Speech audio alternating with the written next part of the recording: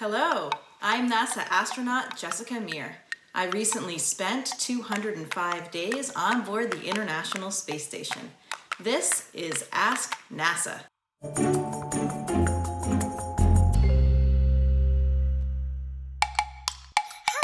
my name is Sana.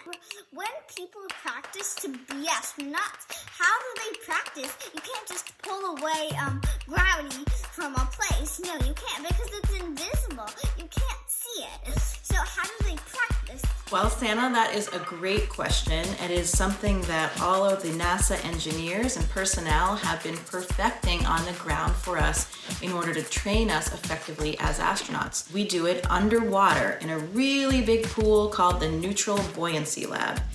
Underwater, we can mimic some of those effects. We can maintain what we call neutral buoyancy, where we don't float up and we don't sink down. We also have an entire replica of the International Space Station where we can learn and train in the inside of the space station. It was really interesting for a launch because we have spent so many hours training and learning how to fly the spacecraft. I actually had to remind myself, wow, this is real this time. So it was incredibly exciting to finally start feeling those things. You could feel the engines ignite and you can feel the acceleration on your body. And then after only about 8 minutes, you're suddenly weightless. And then you would realize, okay, this is real. This one's going to actually carry me to space. We are able to bring a few items with us, some personal items that you want to support throughout your mission. One of the things that I brought was my piccolo.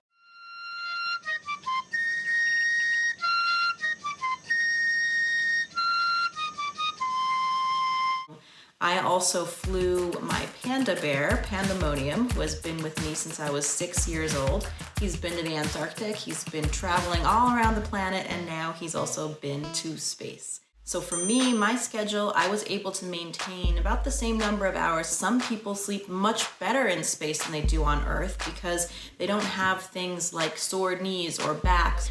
Without gravity pushing down on you, what we have is a sleeping bag, and we have that up against one of the walls, and it's strapped to one of the walls so that you can kind of keep yourself in position. I would zip myself in the sleeping bag, and I also had a little belt that I wrapped around the middle, and I could put my arms down and try to keep them down sometimes. Sometimes I actually slept with my arms up over my head like that. Usually people like to secure themselves a little bit so you're not just kind of free floating everywhere and then kind of waking yourself up. Just like everything else, going to the bathroom in space is something that you have to get used to. One of the best things is to get training from all of your crewmates that have already been up there and already used to using everything like the toilet. And how that works, we actually use like a vacuum system. So imagine if you have a vacuum cleaner and you're sucking things down. We turn on a big fan, and so that's pulling everything down into the toilet. We have a long funnel that we use to collect all of the urine. And then there's another seat that you can sit on, again, with that fan pulling things through to collect everything and keep it contained, which of course is the most important part on the space station. You don't want to have everything floating around. And it was really interesting for me in the beginning, in those first few days, your body is sensing things differently too without gravity. You know, everything, including your internal organs, everything is kind of lifted up.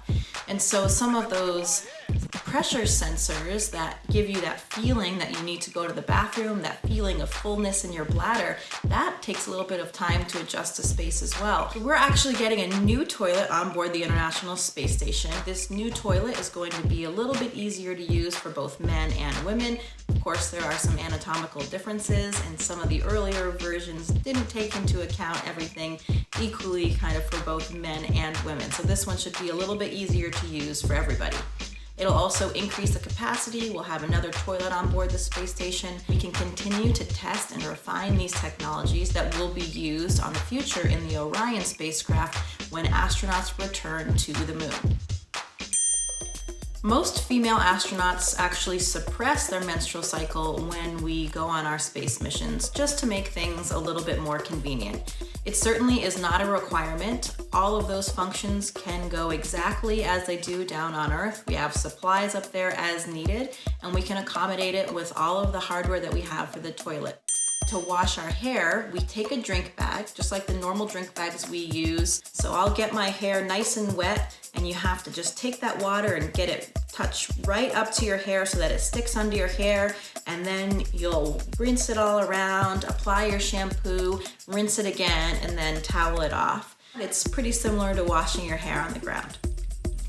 The food that we eat on the International Space Station is delicious these days. It's really not that kind of freeze-dried ice cream thing that people have this idea that we eat. We have an entire lab at the NASA Johnson Space Center that is always developing new and delicious foods. And I was even a subject for an experiment up there called Food Physiology, where I had a whole different kind of menu. Things like more fishes, higher omega-3s, more lycopene, more vegetables. I would say the only thing that is lacking as sort of a foodie here on Earth is the presentation. You never forget that first moment when the hatch opens and you take your first movements out of the space station and into the void of space. Nothing else between my boots and the Earth below. And you get much more of a sense of motion when you're on a spacewalk, of how quickly we're moving, passing over the Earth. 17,500 miles per hour, going around the entire planet every 90 minutes. You're in this spacesuit and your body is kind of at a strange angle, and it's 450 pounds of mass that you need to move around, and every movement is pressurized with your hands. Every once in a while, though, you do need to remind yourself just to take a moment and enjoy what you're doing. Appreciate it. Christina and I both felt so privileged to have had any type of role in that historic event. And for us, I think it was the most important, not for our personal achievements, but really for the generations of women and minorities that were pushing the envelope when we didn't have a seat at the table. But that day, so many people were watching and so many people were excited. People of all ages, young girls, young boys too. And one of the things that it brought to mind was that anybody can accomplish their dream. No matter who we are, what we look like, or what our background is, those possibilities are open to everybody. Do you have a question for NASA? Write us or send in your video using the hashtag AskNASA.